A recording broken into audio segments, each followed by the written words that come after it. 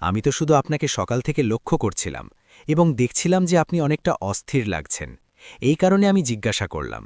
যদি আপনি বলতে না চান তাহলে কোনো কথা নেই। আমি আপনার কাছে এই কথার জন্য জোর করে বলবো না।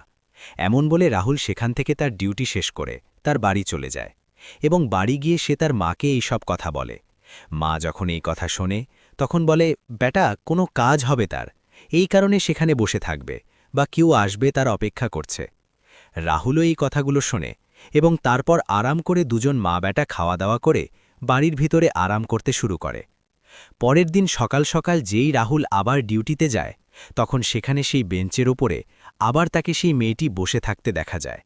এটি দেখার পর সে খুব অবাক হয় এবং ভাবতে শুরু করে যে সারা রাত ধরে এই বেঞ্চেই বসে আছে, এবং যখন সে আজও এটাকে এখানে বসে থাকতে দেখে তখন সে বুঝে যায় যে হয়তো তার কাছে পয়সা নেই, যার কারণে এটি এদিক ওদিক